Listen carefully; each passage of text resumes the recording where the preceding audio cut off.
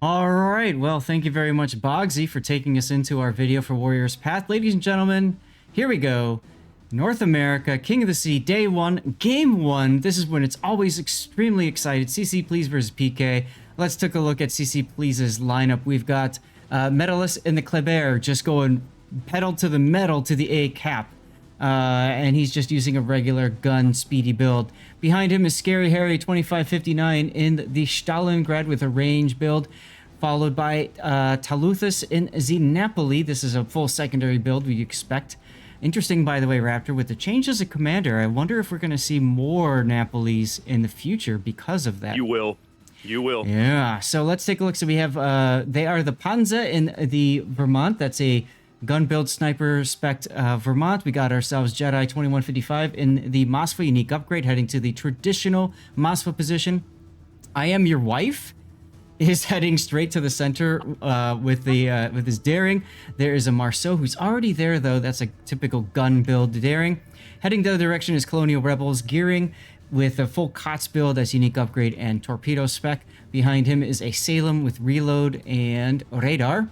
And then we've got Mako Reze in the Montana. His spotter plane is already up with unique upgrade to try to burn less. What do we got, South Raptor? All right, in the red on the south end of the map, PK. That's start off with Mindbender's Marceau, who immediately dived the B cap, grabbed it, and ran like a little ninja here. He's got a pretty solid little gun build going on there. Headed over to the A flank behind. He's going to get there, of course, after Metallis's Kleber. Top Gun's daring. Very traditional build, nothing terribly fancy there. Backed up by Stealthhawk's Napoli. A little less emphasis on the secondaries in this build, although he is running. Well, no, I lied. He's running gun range and then the secondary build in secondary modification there in slot 3. Moskva, Captain Cornholio, love the name. I am Cornholio. He is running a good Moskva build there with the unique upgrade. Backed up at the all behind them playing catcher. Catcher here is GHT's Montana. Ooh, already got a kill. Goodness gracious, who got sniped? Montana. Des Moines in the typical radar position to the south there got nailed by Makoto's Montana. Wow. Where am I not? Where was this? He's north of C. He's north of C. It went right over. The hull itself is currently sinking. Foxtrot 6. Brilliant salvo from Mako. Yeah. Arced him right over the island. Oh, wow. Very nice. Very nice. That's right. Brilliant use of the spotter plane there. 3.5 minutes in, we already got our first kill of the game. Indeed. This is a ranked battle. All right, now. Yep. Vermont, lots of American battleship in this match. Now I just realized every battleship on the board is an American. Domains Vermont headed over here to C as Vlad's Salem playing behind King Tornado's gearing over here at the C cap. So PK already down a ship. Now, did I look at Mako's build right? Yeah, Mako's running the unique Montana upgrade. That is correct, yes. That's not one you see a lot of in competitive play. No, but I saw it a lot today. And I was waiting. Did you really? Yep, I was fixing to comment on that. So, you know, the Montana with that doesn't burn or flood as much. Salem takes a torp. Steven there. Well, and GHT's Montana got a good salvo on Jedi's Moskva there north of the B cap as well. Yep, in that traditional spot. So we see. I've seen a lot of that because they figure, let the Montana get the shots, let it get set on fire. Who cares?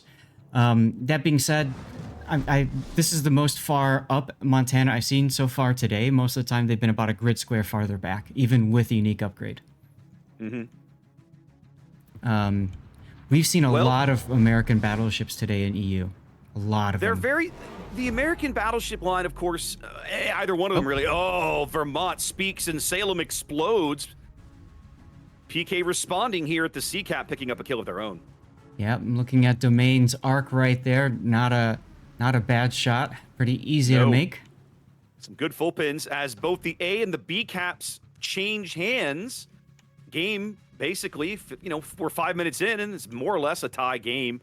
As now the gunfight starts taking place here across the B cap between Daring and Marceau. Yeah, Mindbender is trying to do that French radar because he's shooting for free. Might as well just keep firing. Eventually, if you see a hit, just keep shooting where you hit. The Montana's position over here, GHT's Montana, really, he's already smacked Jedi once, so he's kind of keeping him pinned a little farther back than he might otherwise want to be. They're putting up Cornholio's Mosfa radar now to see if they can pick up the Daring at B, but they're not getting him. No, they can't do see the Kleber. They do get that Kleber. Exactly right. Here comes a counter radar for Top Gun Viper, but just outside of range. He's out of range. The Conga Line Torp's also out here hunting Metalis, but looks like he's going to be well back of all of that.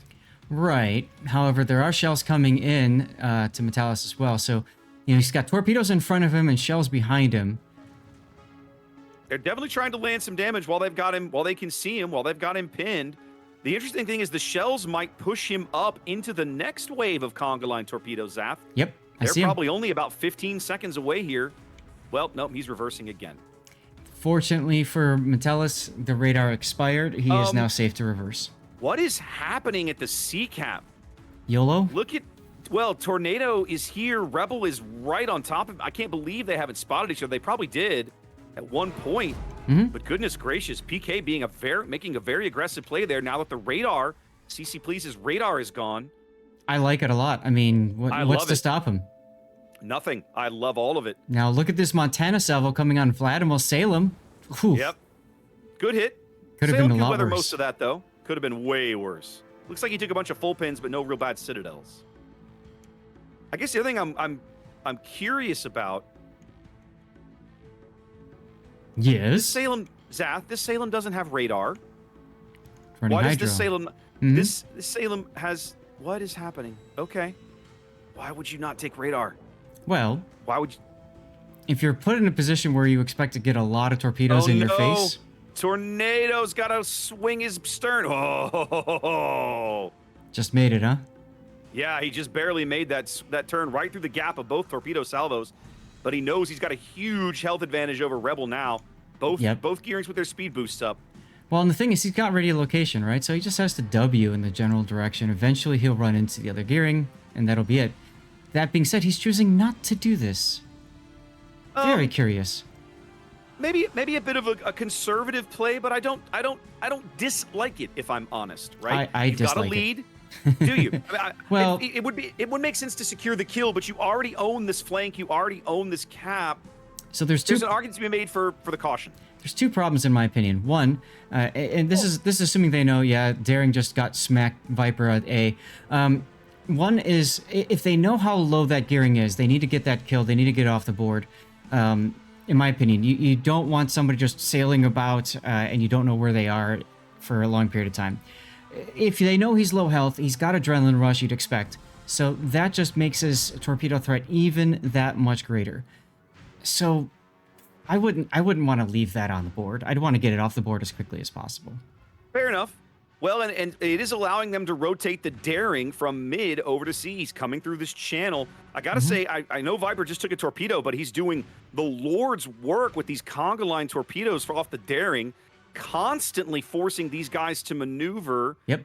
And just being a right royal jerk with them. I love the work. He's only landed maybe one or two of them, but just their presence and the fact that he's staggering them and just he'll fire one, fire two, wait a little bit, fire a few more. It's brilliant. Yeah, no, he's doing a really nice job with those torpedoes. The problem is he's getting himself detected every now and then. Like he's opening up right now.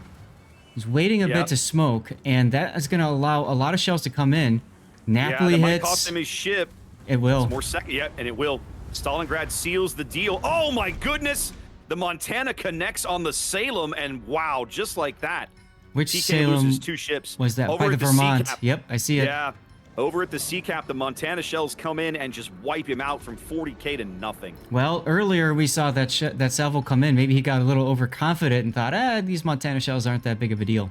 Wrong, Mako sir. adjusted. Yeah, Mako adjusted and pulled the salvo up a little shorter than he otherwise might have because he knew that you're just going to pull the handbrake and turn out of it. Over time, you learn how people dodge. Indeed. And that tells you how you want to, set your shells up. It's interesting to see Tornado just firing with this gearing right now. Yep. And just like that, two quick kills, they pick up the C-cap. And now it's CCPLZ in total control of the game, 90 seconds from a win here for Team Green. Yeah, although the Marceau, Mindbender, is about to get into the C-cap. Well, so is Tornado. I think they're going to double team it just to make sure it happens. But this goes back to, what I was talking about with getting rid of that gearing. Now the points really do matter. Yeah, they really do. They're kind of wishing they had those 100 points back now. Exactly. Mindbender's going to get adjusted in this channel. He knows now that the daring is not anywhere near mid. He can potentially rush B. Presumably that would draw out the Moskva radar. Jedi still has plenty of radar charges to defend B. So that buys them some time. We're back to a minute 45 to a CC win. But PK on the back foot now on the back of those kills. That's correct. And you can see Domain now just moving north in his Vermont. He knows he's got to do something with that Death Turtle. Yeah, got to push, got to do something. They can't contest A anymore. They lost their destroyer over here. Viper had been playing a brilliant game, got a little overconfident with the guns, and it cost him his ship. Yep, radar goes up to detect Metallus' Kleber, but who can really shoot him at this point? Nobody's got salvos on him. I was going to say, they could pick him up. It'd be a great way to try and secure a kill on a ship that's kind of low, but they can see him, but are they going to be able to hit him? My money's on no. No, Napoli shells from long range miss. Yep. Montana's probably trying for a shot. Metallus is going to ground himself on that island if they can get some shells over the front of this. Okay, the Montana salvo goes out, but I think he might have overlet it, maybe just a hair, because Metallus had to slow down. No, they connect. They do connect a little bit. He's under 2,000 hit points left. All right, 40 seconds to play. Mindbender's back towards B. Yeah, he needs to step on the cap no matter what. He has to step on the cap and weather the Moskva radar. He Exactly. has no choice but to just deal with this. That's it. There it was. They picked up a Cornholio kill. goes Where was it? down. Oh, I didn't even realize they had shots on him. He pulled forward. Wow. Oh, man. And I got my first death pick. Goodness gracious. CC, with the patience, starts to fall behind, waits for PK to make a couple of mistakes, and picks up the win. Yeah. Congratulations. Going out to CC, please.